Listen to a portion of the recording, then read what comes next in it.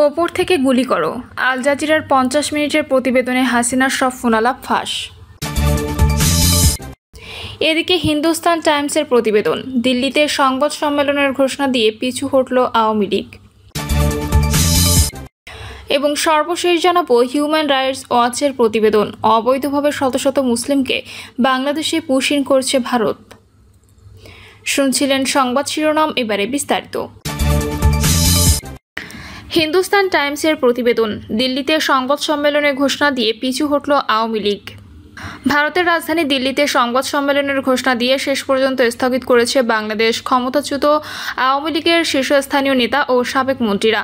ভারতীয় সংবাদ মাধ্যম হিন্দুস্তান টাইমসের প্রতিবেদনে বলা হয়, বাংলাদেশে গণহত্যা বিষয়ে কথা বলতে দিল্লিতে এক সংবাদ সম্মেলনের আয়োজন করেছিল ক্ষমতাচ্যুত আওয়ামী লীগের শীর্ষস্থানীয় নেতা ও সাবেক মন্ত্রীরা। তবে অনুষ্ঠানের ঠিক আগ মুহূর্তে তা স্থগিত করা হয়। বাংলাদেশ হিউম্যান রাইটস ওয়াচ নামে একটি অস্তিত্বহীন সংগঠনের ব্যানারে স্থানীয় সময় বিকাল 5:30টায় সংবাদ সম্মেলনের আয়োজনের কথা ছিল। এর আয়োজন মোহাম্মদ আলী সিদ্দিকী, যিনি নিজেকে ওই সংগঠনের যুক্তরাষ্ট্র শাখার মহাসচিব হিসেবে দাবি করেন। আয়োজকরা জানিয়েছিলেন, সংবাদ সম্মেলনে আওয়ামী লীগের গুরুত্বপূর্ণ নেতা ও মন্ত্রীরা গোপালগঞ্জের সাম্প্রতিক সহিংসতা এবং দেশের গণহত্যার প্রসঙ্গে বক্তব্য দেবেন। তবে সাংবাদিকরা সম্মেলনে জড়ো হওয়ার পর সিদ্দিকী এক বিবৃতিতে জানান, ঢাকার একটি শিক্ষা প্রতিষ্ঠানে বিমান বিধ্বস্তের ঘটনায় নিহতদের সম্মানে অনুষ্ঠানটি স্থগিত করা হয়েছে। এই দুর্ঘটনায় 35 জনের বেশি মানুষ, যাদের বেশিরভাগই শিশু, প্রাণ হারান এবং প্রায় 170 জন আহত হন। জানা গেছে, গত কয়েকদিনে আওয়ামী লীগের একাধিক সাবেক নেতা যেমন ওবায়দুল কাদের, আসাদুজ্জামান খান কামাল, হাসান মাহমুদ ও মহিবুল হাসান চৌধুরী নফেল দিল্লি সফর করেছেন। তাদের কয়েকজন এই সংবাদ সম্মেলনে অংশ নেওয়ার কথা ছিল। সংবাদ সম্মেলনের আয়োজক মোহাম্মদ আলী সিদ্দিকী বলেন, এই গভীর শোকাবহ পরিস্থিতিতে এবং নিহতদের পরিবারের প্রতি সম্মান দেখিয়ে আমরা সংবাদ সম্মেলন স্থগিত করার কঠিন সিদ্ধান্ত নিয়েছি। অনুষ্ঠানটি পরবর্তী সময়ে নতুন তারিখে অনুষ্ঠিত হবে। এদিকে দিল্লিতে কূটনৈতিক সূত্রগুলো জানায়, এই সম্মেলন নিয়ে বাংলাদেশ সরকার ভারতের পররাষ্ট্র মন্ত্রণালয়কে অনানুষ্ঠানিকভাবে উদ্বেগ জানিয়েছিল। বিশেষ করে আগামী 5ই আগস্ট শেখ হাসিনা সরকারের পতনের 1 বছর পূর্ণ হওয়ার পরিপ্রেক্ষিতে প্রতিবেশী দেশের মাটিতে এমন একটি বিতর্কিত অনুষ্ঠান প্রতিবেশী ভারতের সঙ্গে সম্পর্ক স্বাভাবিক করার চলমান প্রক্রিয়াকে বাধাগ্রস্ত করতে পারে, এমন আশঙ্কা প্রকাশ করা হয়। ভারতের পক্ষ থেকে এ বিষয়ে আনুষ্ঠানিক কোনো মন্তব্য এখনো পাওয়া যায়নি। ওপর থেকে গুলি করো, আল জাজিরার 50 মিনিটের প্রতিবেদনে হাসিনার সব ফোনালাপ ফাঁস। কোটা সংস্কার আন্দোলনকারীদের দমাতে ওপর থেকে অর্থাৎ হেলিকপ্টার থেকে গুলির নির্দেশ দিয়েছিলেন সাবেক স্বৈরাচারী প্রধানমন্ত্রী শেখ হাসিনা।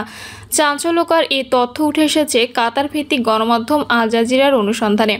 বাংলাদেশের সাবেক এই প্রধানমন্ত্রীর বিক্ষোভকারীদের প্রকাশ্যে গুলি করার নির্দেশ ও তার পরবর্তী পরিস্থিতি নিয়ে বিস্তারিত প্রতিবেদন প্রকাশ করেছে সংবাদ মাধ্যমটি। প্রতিবেদনে বলা হয়েছে, টানা 15 বছর বাংলাদেশের ক্ষমতায় থাকা শেখ হাসিনা শিক্ষার্থীদের ব্যাপক বিক্ষোভ প্রতিবাদের মুখে গত বছরের 5ই আগস্ট পদত্যাগ করে ভারত পালিয়ে যান। হাসিনার পালিয়ে যাওয়ার আগে কয়েক সপ্তাহ ধরে চলা রক্তক্ষয়ী বিক্ষোভ ও সরকারের দমনপীড়নে প্রায় 1400 জন নিহত এবং 20,000-এর বেশি মানুষ আহত হন বলে জানিয়েছে আন্তর্জাতিক অপরাধ ট্রাইব্যুনাল। আল জাজিরার ইনভেস্টিগেটিভ ইউনিট শেখ হাসিনার ফাঁস সহ ফোনালাপগুলোর অডিও ফরেন্সিক বিশেষজ্ঞদের দিয়ে পরীক্ষা করে দেখেছেন। এতে শেখ হাসিনার ওই অডিও যে কৃত্রিম বুদ্ধিমত্তা ব্যবহার করে তৈরি করা নয়, সেটি নিশ্চিত হয়েছে আই ইউনিট। একটি ফোনালাপে শেখ হাসিনাকে নিষিদ্ধ ছাত্রলীগের কেন্দ্রীয় নেতা ইনানের সঙ্গে কথা বলতে শোনা যায়। ঢাকা বিশ্ববিদ্যালয় ক্যাম্পাসে আন্দোলনের খোঁজ নিতে এই নেতাকে ফোন করেছিলেন তিনি। ইনান বলেন, ক্যাম্পাস প্রায় খালি হয়ে গেছে, পুলিশ সার্চ করছে, আমাদের সিনিয়র অনেক নেতারা আতঙ্কিত হয়ে পড়েছিল, তাই বারবার আপনাকে কল করছিলাম, আপনি কিছু মনে করবেন না। তখন হাসিনা বলেন, আমি কিছু মনে করব কেন, আমি গত রাতে জেগেছিলাম, গত 2 দিন ঘুমাতে পারিনি। গত বছরের 18 জুলাই জাতীয় টেলিযোগাযোগ নজরদারি কেন্দ্র শেখ হাসিনার একটি ফোনালাপ রেকর্ড করে। এই কল রেকর্ডে শেখ হাসিনা তার এক সহযোগীকে বলেন, নিরাপত্তা বাহিনীকে প্রাণঘাতী অস্ত্র ব্যবহারের অনুমতি দিয়েছেন তিনি বলেন, ইতিমধ্যে আমার নির্দেশ দেওয়া হয়েছে, আমি সম্পূর্ণভাবে প্রকাশ্যে আদেশ দিয়েছি, এখন তারা প্রাণঘাতী অস্ত্র ব্যবহার করবে, যেখানেই পাবে গুলি করবে, এটা নির্দেশ দিয়েছি। এ পর্যন্ত আমি তাদের থামিয়ে রেখেছিলাম, আমি শিক্ষার্থী নিরাপত্তা নিয়ে ভাবছিলাম। ঢাকা দক্ষিণ সিটি কর্পোরেশনের মেয়র ও আত্মীয় শেখ ফজলে নূর তাপসের সঙ্গে ওই ফোনালাপে বিক্ষোভ নিয়ন্ত্রণে হেলিকপ্টার ব্যবহারের কথাও বলেন শেখ হাসিনা। তিনি বলেন, যেখানে জামায়াত দেখা যাবে ওপর থেকে, এখন তো ওপর থেকেই হচ্ছে, কয়েক জায়গায় শুরু হয়ে গেছে, কিছু বিক্ষোভকারী সরে গেছে। বাংলাদেশের নিরাপত্তা বাহিনী ওই সময় বিক্ষোভকারীদের ওপর আকাশ থেকে গুলি চালানোর বিষয়টি অস্বীকার করলেও রাজধানীর পপুলার মেডিকেল কলেজ হাসপাতালের জরুরি বিভাগের চিকিৎসক সাবির শরীফ আল জাজিরার আই ইউনিটকে বলেন, হেলিকপ্টার থেকে আমাদের হাসপাতালে প্রবেশপথ লক্ষ্য করে গুলি চালানো হয়।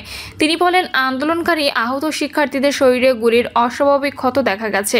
সাবির শরীফ বলেন, নিরাপত্তা বাহিনীর ছোড়া গুলি বিক্ষোভকারীদের কাঁধে অথবা বুকে ঢুকে যায় এবং সেগুলো শরীরেই থেকে গেছে। সেই সময় আমরা এই ধরনের অনেক রোগী পেয়েছিলাম। এক্স-রে করে আমরা হতবাক হয়েছি যে শিক্ষার্থীদের শরীরে অনেক গুলি ছিল। আসামিপক্ষের বিরুদ্ধে এসব ফোনালাপ আন্তর্জাতিক অপরাধ ট্রাইব্যুনালে প্রমাণ হিসেবে উপস্থাপন করা হতে পারে। শেখ হাসিনা তার কয়েকজন মন্ত্রী এবং নিরাপত্তা বাহিনী কর্মকর্তাদের বিরুদ্ধে মানবতাবিরোধী অপরাধের অভিযোগ গঠন করা হয়েছে। গত 10 জুলাই শেখ হাসিনা ও তার 2 সহযোগী কর্মকর্তাকে অভিযোগ করা হয়েছে। আগামী আগস্টে তাদের বিচার শুরু হওয়ার কথা রয়েছে। আন্দোলনের সময় এসব ফোনালাপ রেকর্ড করেছে শেখ হাসিনার নজরদারি সংস্থা এনটিএমসি। এই সংস্থাটি এর আগেও কেবল বিরোধী নেতাদের নয়, বরং হাসিনার রাজনৈতিক মিত্রদের উপরও নজরদারি চালিয়েছিল বলে অভিযোগ রয়েছে। আন্তর্জাতিক অপরাধ ট্রাইব্যুনালের প্রধান প্রসিকিউটর তাজুল ইসলাম বলেন, শেখ হাসিনা জানতেন তার কথোপকথন রেকর্ড হচ্ছে। তিনি বলেন, অনেক সময় অপরপক্ষ বলতো এই বিষয়ে ফোনে না বলাই ভালো। জবাবে প্রধানমন্ত্রী বলতেন, হ্যাঁ আমি জানি রেকর্ড হচ্ছে, কোনো সমস্যা নেই। প্রসিকিউটর তাজুল ইসলাম বলেন, তিনি অন্যদের জন্য গভীর গর্ত খুঁড়েছিলেন, এখন সেই গর্তে তিনি নিজেই পড়ে গেছেন। 1971 সালে স্বাধীনতা যুদ্ধে অংশ নেওয়া মুক্তিযোদ্ধাদের পরিবারের সদস্যদের জন্য সরকারি চাকরিতে বিশেষ কোটার বিরুদ্ধে 2024 সালের জুনে শিক্ষার্থীরা আন্দোলন শুরু করেন।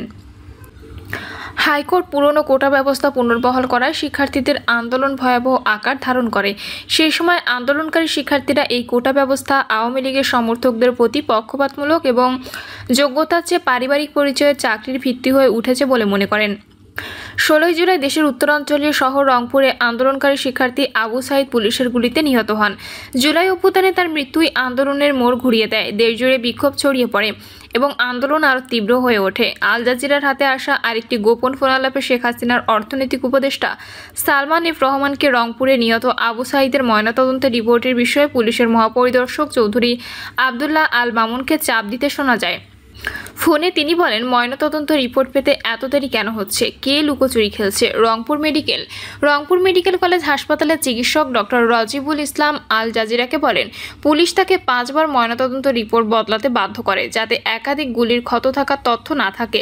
তিনি বলেন, তারা এমন রিপোর্ট চাইছিল যাতে লেখা থাকে আবু সাইদ ভাই পাথর নিক্ষেপে আহত হয়ে মারা গেছেন, কিন্তু তিনি পুলিশের গুলিতেই মারা গেছেন। আবু সাইদের মৃত্যুর 12 দিন পর তার পরিবারকে ঢাকায় প্রধানমন্ত্রীর বাসভবন গণভবনে নিয়ে যাওয়া হয় এবং একটি টেলিভিশন অনুষ্ঠানে হাজির করা হয়। প্রায় 40টি পরিবার সেখানে উপস্থিত ছিল। আর এসব পরিবারের কেউ না কেউ বিক্ষোভে নিহত হয়েছেন। আবু সাইদের বাবা মকবুল হোসেন বলেন, আমাদের গণভবনে আসতে বাধ্য করেছিলেন হাসিনা, আমাদের আসতে বাধ্য করা হয়েছে, না এলে অন্যভাবে নির্যাতন করত। অনুষ্ঠানে শেখ হাসিনা প্রত্যেক পরিবারের হাতে অর্থ তুলে দেন। আবু সাইদের বোন সুমি খাতুনকে তৎকালীন প্রধানমন্ত্রী বলেন, আমরা আপনাদের পরিবারকে ন্যায় বিচার দেব। শেখ হাসিনার এমন আশ্বাসের জবাবে সুমি বলেন, ভিডিওতে দেখা গেছে পুলিশ গুলি করেছে, এখানে তদন্তের কি আছে? আমাদের এখানে আসাটাই ভুল হয়েছে। তিনি বলেন, এই ফোনালাপ খণ্ডিতভাবে নতুবা বিকৃত করে প্রচার করা হয়েছে অথবা দুটিই করা হয়েছে। বিবৃতিতে বলা হয়েছে, আবু সাইদের মৃত্যু তদন্ত সরকার গভীর আন্তরিকতা দেখিয়েছে। হিউম্যান রাইটস ওয়াচের প্রতিবেদন, অবৈধভাবে শত শত মুসলিমকে বাংলাদেশে পুশ ইন করছে ভারত। ভারত সরকার সম্প্রতি অবৈধভাবে শত শত বাঙালি মুসলিমকে বাংলাদেশে পুশ ইন করছে বলে অভিযোগ করেছে আন্তর্জাতিক মানবাধিকার সংস্থা হিউম্যান রাইটস ওয়াচ। সংস্থাটির দাবি, এসব মানুষকে অবৈধ অনুপ্রবেশকারী বলে চিহ্নিত করে যথাযথ আইনগত প্রক্রিয়া অনুসরণ না করেই বাংলাদেশে পাঠানো হয়েছে। নিউ ইয়র্ক ভিত্তিক এই সংস্থার প্রকাশিত এক প্রতিবেদনে বলা হয়েছে, জোরপূর্বক পুশ ইনকৃত এসব বাঙালি মুসলিমদের অনেকেই বাংলাদেশ সীমান্তবর্তী ভারতের রাজ্যগুলোর নাগরিক। 2025 সালের মে মাস থেকে ভারতীয় জনতা পার্টি পরিচালিত কেন্দ্রীয় সরকার এই বিতরণ প্রক্রিয়া আরও জোরদার করেছে। হিউম্যান রাইটস ওয়াচ বলছে, ভারতের শাসক দল বিজেপি নির্বিচারে বাঙালি মুসলিমদের দেশ থেকে বের করে দিয়ে বৈষম্যের আগুনে ঘি ঢালছে। এমনকি যারা প্রকৃত ভারতীয় নাগরিক তারাও বাদ পড়ছে না। সংস্থাটির এশিয়া পরিচালক এলেইন পিয়ারসন বলেন, যেভাবে সরকার অবৈধ অনুপ্রবেশ ঠেকানোর কথা বলছে তা বিশ্বাসযোগ্য নয়, কারণ এতে তারা ন্যূনতম আইনগত অধিকার বা আন্তর্জাতিক মানবাধিকার মানদণ্ডও মানছে না। হিউম্যান রাইটস ওয়াচের তথ্যমতে গত জুন মাসে তারা 9টি ঘটনার ভুক্তভোগী ও তাদের পরিবারের 18 জনের সাক্ষাৎকার নিয়েছে। এর মধ্যে রয়েছে রয়েছে এমন ভারতীয় নাগরিকরাও যাদের বাংলাদেশে পাঠিয়ে দেওয়া হয়েছিল এবং পরে তারা আবার ভারতে ফিরে আসেন। গত 8 জুলাই এ বিষয়ে ভারতের স্বরাষ্ট্র মন্ত্রণালয়কে চিঠি দিলেও কোনো সাড়া মেলেনি। ভারতের পক্ষ থেকে এ বিষয়ে কোনো সরকারি তথ্য না দিলেও বর্ডার গার্ড বাংলাদেশ জানিয়েছে, গত 7 মে থেকে 15 জুনের মধ্যে অন্তত 1500 মুসলিম পুরুষ, নারী ও শিশুকে ভারত বাংলাদেশে পাঠিয়ে দিয়েছে। এর মধ্যে প্রায় 100 রোহিঙ্গা শরণার্থী রয়েছেন। ফেরত পাঠানোর এই প্রক্রিয়া এখনও অব্যাহত রয়েছে। প্রতিবেদনে বলা হয়েছে, বিজেপি শাসিত রাজ্যগুলো যেমন আসাম, উত্তরপ্রদেশ, মহারাষ্ট্র, গুজরাট, ওড়িশা ও রাজস্থান থেকে অধিকাংশ দরিদ্র মুসলিম অভিবাসী শ্রমিকদের আটক করে ভারতীয় সীমান্তরক্ষীদের হাতে তুলে দেওয়া হয়েছে। প্রিয় দর্শক, এই ছিল এখনকার সর্বশেষ সংবাদ। আপডেট সব সংবাদ পেতে চ্যানেলটি সাবস্ক্রাইব করে বেল আইকনটি ক্লিক করে রাখুন।